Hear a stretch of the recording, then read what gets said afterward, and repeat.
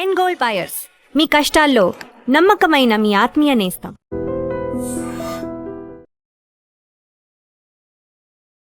నమస్కారం, welcome to I dream. ధర్మ మార్గం విత్ విజిత కార్యక్రమానికి స్వాగతం.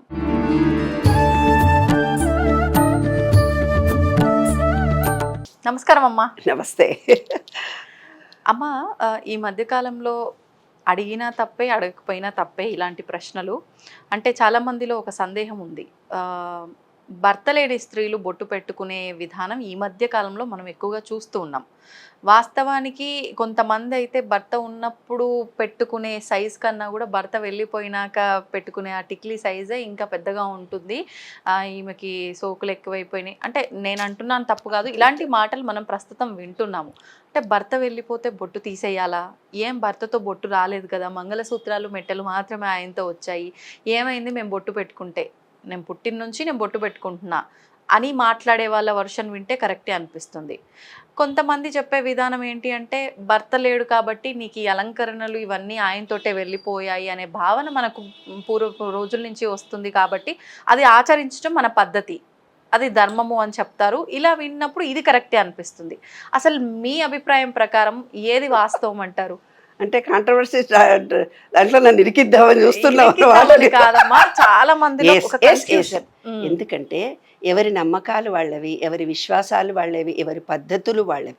నేను ఎవరినైనా ఈ పద్ధతిలో వాళ్ళు అనుకుంటే అది కరెక్టే అంటారు, వీళ్ళు ఈ పద్ధతిలో అంటే వీళ్ళను కరెక్టే అంటారు. ఎందుకంటే ఎవరి నమ్మకాలు ఎలా ఉంటాయో ఆ నమ్మకాల ద్వారానే వాళ్ళు జీవించాలనుకుంటారు. మనం ఆ పద్ధతి కాదమ్మా ఇది అని అంటే నచ్చదు వాళ్ళకి, నిజంగా నచ్చదు. ఏమ్మా, ఇప్పుడు ఎప్పటికాలం మాట్లాడుతున్నావు బొట్టు పెట్టుకోలేదని, మొగుడు ఉంటేనే పుస్తెలతాడు వేసుకోవట్లేదు ఆఫీస్కి, మొగుడు ఉంటేనే బొట్టు పెట్టుకోకుండా ఆఫీస్కి వెళ్ళిపోతున్నారు, మెట్టెలు పెట్టుకోవటం లేదు. అలాంటి దగ్గరికి అలాంటి జనరేషన్లో ఉన్న ఈ రోజుల్లో బొట్టు పెట్టుకుంటే ఎట్లనా, బొట్టు పెట్టుకోకుంటే ఇట్లనా, ఎంత చిన్న టాపిక్ ఇది. చాలా చిన్న టాపిక్, చాలా చిన్న టాపిక్. ఎందుకంటే మొగుడు ఉన్నలోనే పెట్టుకోవట్లేదు, పోతే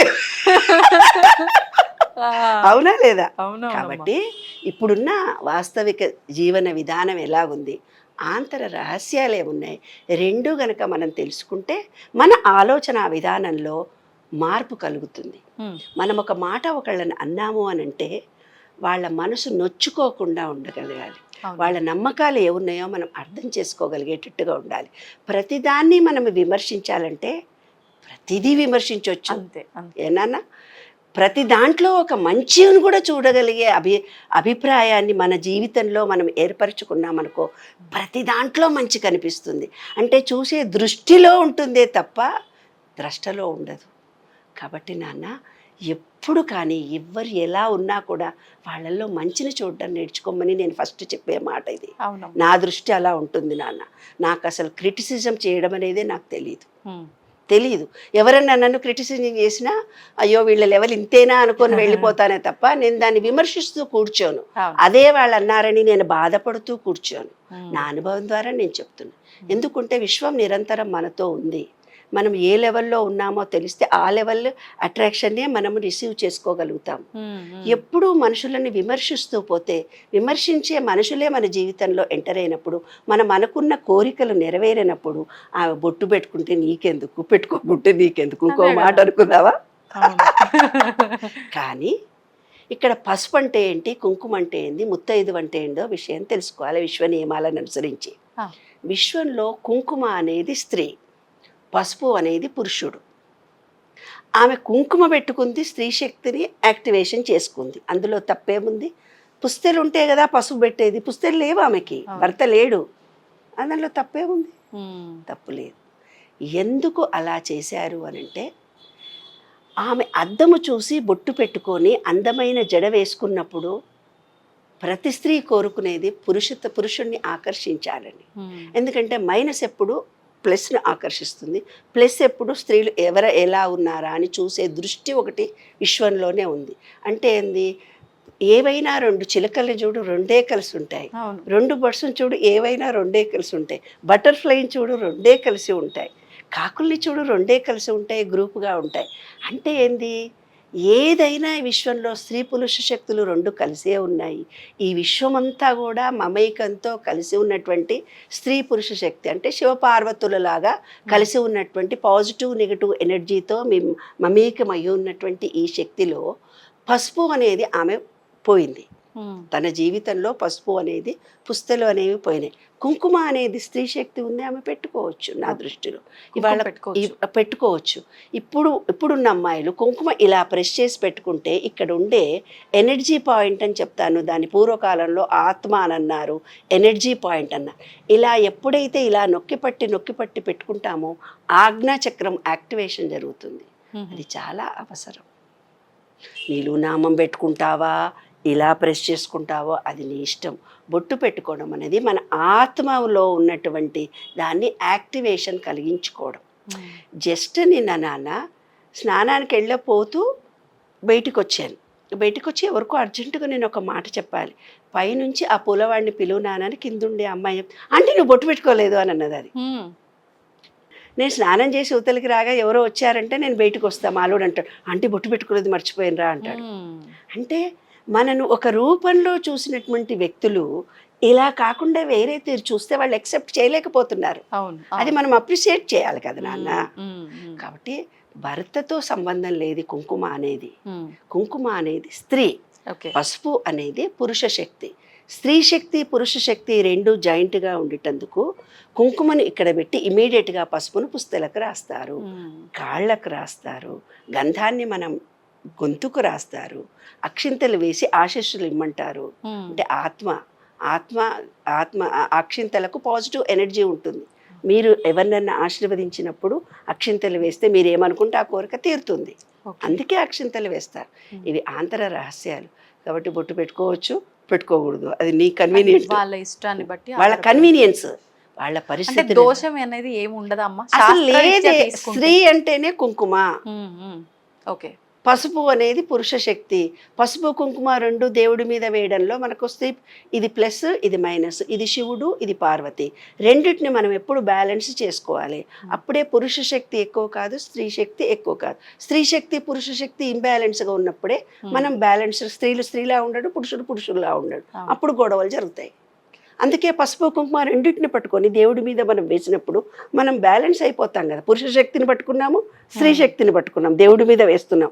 బొట్టు విషయం విడిచిపెడదాం, దేవుడు పెట్టాం, దేవుడి మీద పసుపు కుంకుమ రెండు వేసాం అంటే స్త్రీ పురుష శక్తిని రెండింటిని యాక్టివేషన్ చేసాం. దీపం అక్కడ పెట్టుకున్నాం, దీపం కళ్ళతో చూసాం, మన మణిపూరక చక్రం యాక్టివేషన్ అయింది, దాంట్లో నెయ్యి వేసాం కాబట్టి మన కళ్ళల్లో తేజస్సు వెలిగిపోతుంది. అంటే అందులో ఉండే నెగిటివిటీ తొలగిపోయింది, పాజిటివ్ ఎనర్జీ మనకు వచ్చింది. ప్రతి పూజలో వాడే ప్రతి దాంట్లో ఒక అంతరార్థాలు ఉన్నాయి. కాబట్టి ఎవరి నమ్మకాలు, ఎవరి విశ్వాసాలు, ప్రతి దాన్ని విమర్శించకండి, తప్పుగా చూడకండి. ఏనా, ప్రతి దాంట్లో మంచిని చూడడం నేర్చుకోండి, మానవత్వాన్ని పెంచుకోండి, ప్రేమను పంచడం నేర్చుకోండి. మనం అందరం ఒకటే, అంతే. తేడాలేమీ లేవు. ఎవరి ఆయుష్ ముందుంటే వాళ్ళు ముందు, మనం వెనక, అంతకంటే ఎక్కువ ఇంకేమీ లేదు. మనం ఏదో ఇంకా ఉన్నాం, కొంచెం బాకీ తీర్చుకోలేకపోతే ఆ రహస్యాన్ని తెలుసుకోండి. ఉన్న 4 రోజులు నలుగురిని నవ్వించండి, నలుగురికి ప్రేమను పంచండి. నాకు తెలిసింది ఇంతే, అంతే. అమ్మ, గ్రామాల్లో పల్లెటూళ్ళలో అయితే ఇంతకు ముందు కాలంలో అంటే మనకు అవి కట్టెలతో, లేదంటే కొబ్బరి ఆకులు, తాటి ఈ మట్టలు, వీటితో, ఈ ఆకులతో కట్టిన ఇల్లు గుడిసెలు లాంటివి కాబట్టి చెదలు వస్తున్నాయి అంటే ఒక అర్థం ఉంది.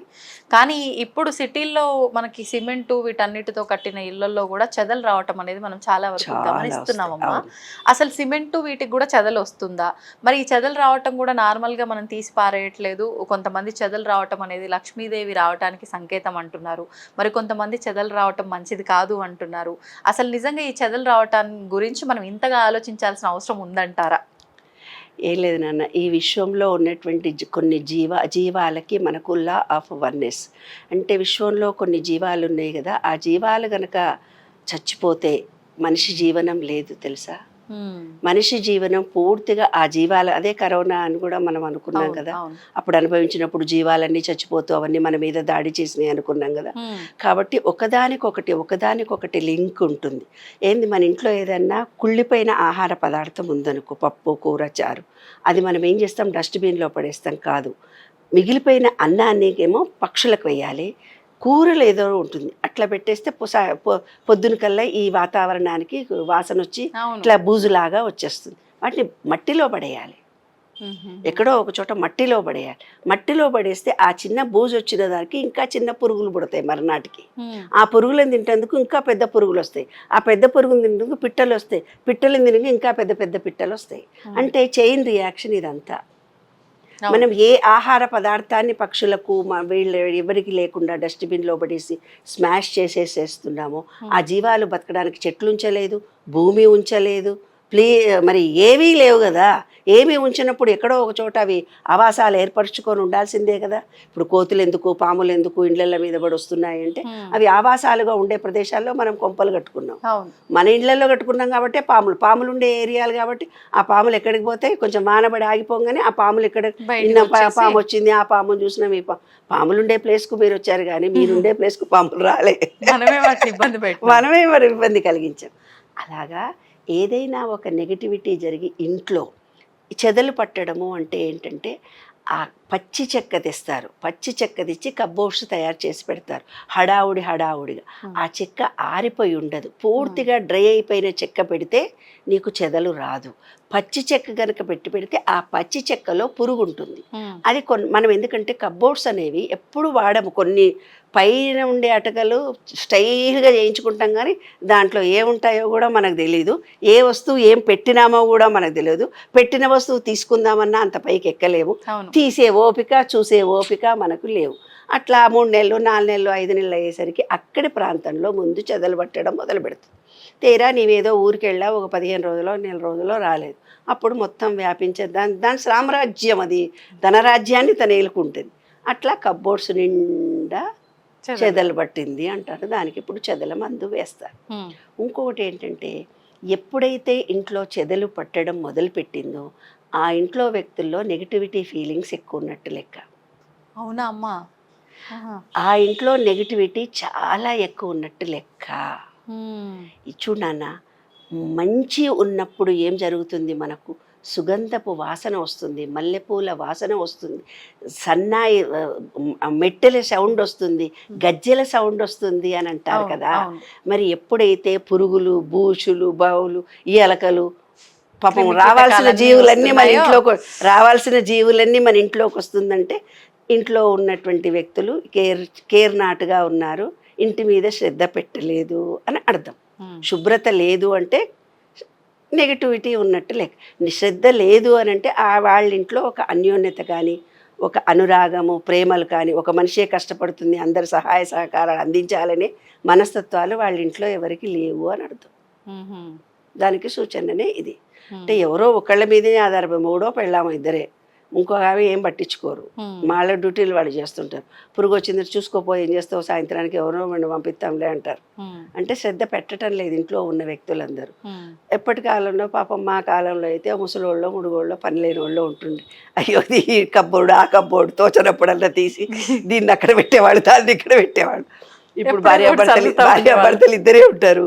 వాళ్ళు పొద్దున ఆఫీస్కి వెళ్ళి సాయంత్రం వచ్చి అలసిపోయి వచ్చి ఏ డబ్బాలో ఏముందో, ఏమీ ఈ డబ్బాలో నేను పెట్టినంటే ఆయన ఇంకో డబ్బాలో పోసింటాడు, చక్కెర కనపడదు మనకి. కాబట్టి ఇప్పుడు ఉన్నటువంటి కాలమాన పరిస్థితులను అనుసరించి ప్రతిదాన్ని టచ్ చేసే అవకాశాలు లేకపోవడము, ఇంట్లో నెగిటివిటీ ఎక్కువ ఉండడము, అవగాహన రాహిత్యం ఉన్నప్పుడు ఇలాంటి బ్యాడ్ మనకు కనిపిస్తుంది. కాబట్టి శుభ్రపరుచుకొని పాజిటివ్ ఎనర్జీని పెంచుకోవడానికి ఇంకొక చిన్న టెక్నిక్ చెప్పాను.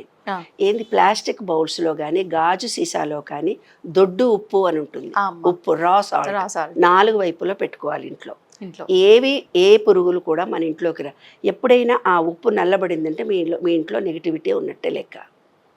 ఇంకా పాజిటివ్ ఎనర్జీ రావాలంటే బాత్రూమ్లలో ముండ్ల చెట్లు ఉంటాయి, మీ ఇంట్లోనే అటాచ్డ్ బాత్రూమ్లు. ఓడు పోతాడో నీళ్లు పోయకుండా వస్తాడు, మళ్ళీ ఎవడో మనం చూడాలి, ఏంద్రా వాసన వస్తుంది, పోసిన పడలేదు అని అంటాడు కానీ బద్దకస్తుడు వాడు. నీళ్ళు పోసి వచ్చినా అంటాడు కానీ వాడు పోయాడు, మర్చిపోయి వచ్చింటాడు, ఆబ్సెంట్ మైండ్ పాపం. కానీ వాసన వస్తుంటుంది కంపు ఇల్లంతా. ఆ ఉప్పు కనుక పెడితే ఆ నెగిటివిటీ, ఆ బ్యాడ్ స్మెల్ని తీసేస్తుంది. ఇంకొకటి ఏంటంటే చెట్లు, ముండ్ల చెట్లను కనుక బాత్రూంలో పెడితే ఆ బ్యాడును అవి స్వీకరించి అవి మంచిగా పెరుగుతాయి, మన ఇంట్లో మొత్తం నెగిటివిటీ రాదు. గ్రీనరీ ముండ్ల చెట్లనేమో బాత్రూంలో పెంచుకోవాలి పాట్లో. ఇంట్లో 4 వైపులా 4 చెట్లను ఏవో ఒక చెట్టును పెట్టాలి. మీ ఇంట్లో నెగటివిటీ ఫీలింగ్ అంతా, నెగటివిటీ ఏది లేకుండా పాజిటివ్ ఎనర్జీ నిరంతరం వస్తుంది. 4 గోడల మధ్య ఉప్పు పెట్టడము, 4 వైపుల్లో ఒక 4 చెట్లు పెట్టుకోవడము పాజిటివ్ ఎనర్జీని ఇంక్రీజ్ చేసుకుంటుంది. మన మనసు అరోమా థెరపీకి అందుకే ఒక తులసి మొక్క పెంచండి రా బాబు అన్నారు. కాబట్టి ఓ తులసి మొక్కనో ఏ మొక్కనో మనీ ప్లాంటో ఏదో ఒకటి చక్కటిగా పెట్టుకుంటే చూడగానే గ్రీనరీ వస్తే కృతజ్ఞత ప్రేమ పెరుగుతుంది. కృతజ్ఞత అంటే హార్ట్ చక్ర ఎప్పుడైతే ఓపెన్ అవుతుందో ప్రేమ కృతజ్ఞత ఉండి ఈ చెదలు రావు, ఇంకోటి రాదు. అది రహస్యం. ఇప్పుడు తులసి చెట్టు అన్నారు, ఇంట్లో కూడా తులసి చెట్టు పెట్టుకోవచ్చా అమ్మ? ఇంటి బయటే పెట్టాలా? ఇంటి బయట పెడితే సూర్యరశ్మి కిరణాలు గనక బాగా తగిలితే తులసి చెట్టు అభివృద్ధి చెంది మంచిగా వస్తుంది. కానీ కొందరి ఇళ్లల్లో వాళ్ళు వేసే మట్టి వల్ల, అక్కడ ఉండే ఎనర్జీ లెవెల్స్ వల్ల కొందరి ఇళ్లలో తులసి చెట్టే రాదు నాన్న, ఎదగదు. అవును, ఎదగదు నాన్న. ఎదగకుండా ఉంది అంటే ఆ ఇంట్లో నెగిటివిటీ ఎక్కువ ఉన్నట్టు లెక్క. ఇంకొకటి ఏంటంటే ఈ తులసి చెట్టు అనేది కానీ కొన్ని రకాలైన చెట్లు ఏవైతే ఉన్నాయో, మనము టాయిలెట్కి వెళ్ళొచ్చి ముట్టుకున్నా, లేదంటే పీరియడ్స్తో ముట్టుకున్నా, ఎవరైనా బయట తిరిగి వచ్చి నెగటివ్ ఎనర్జీతో ముట్టుకున్నా, మనం తగిలినా అవి వాడిపోవడం కానీ చచ్చిపోవడం కానీ జరుగుతాయి. ఎందుకంటే ఎనర్జీ లెవెల్స్ ఎక్కువ ఉన్న మొక్కలు కదా అవి. ఈ నెగటివిటీని చూడగానే అవి చచ్చిపోతాయి అన్నమాట. కాబట్టి తులసిని ఇంట్లో పెట్టుకోవచ్చు, బయట పెట్టుకోవచ్చు. అంటే కిటికీ ఉందనుకో, ఓపెన్ చేసుకొని సూర్యరశ్మి కిరణాలు తగిలితే లోపల కూడా పెట్టుకోవచ్చు. కాబట్టి లోపల పెట్టుకునే ఇండోర్ ప్లాంట్స్ చాలా ఉన్నాయి. అందరి ఇంట్లో కూడా పెట్టుకుంటాం. ఎందుకంటే మా పక్కది ఇంకో గోడ వేరే వాళ్ళది కదా, మనది కాదు కదా. ఆ గోడ పక్కన వేరే వాళ్ళది కదా, ఈ గొడవపల్లి గోడనే మనది కదా. కాబట్టి మనకున్న దాంట్లోనే మనం బ్రతకాలి. ఎంత కాళ్ళు చెప్పుకోవాలనో అంతే చెప్పుకోవాలని శాస్త్రమే ఉంది కదా. కాబట్టి ఉన్న చోట గ్రీనరీని మనం రోజు చూడాలి. ఇంట్లో అన్యోన్యత ఉండాలి. పిల్లలలో ప్రేమ కృతజ్ఞత భావం పెరగాలంటే గ్రీనరీ కంపల్సరీ ఉండాలి. గ్రీనరీని చూస్తేనే ప్రేమ కృతజ్ఞత వచ్చి హార్ట్ చక్ర ఓపెన్ అవుతుంది. నెగటివిటీ మన ఇంట్లో కూడా రాదు. ప్రేమ కావాలనుకుంటే ఏం చేయాలి? ఇప్పటి నుంచి 4 మొక్కలు ఇంట్లో పెట్టుకోండి. బ్యాడ్ స్మెల్ ఇంట్లోకి రావద్దంటే బాత్రూంలో ముండ్ల చెట్లు పెంచండి.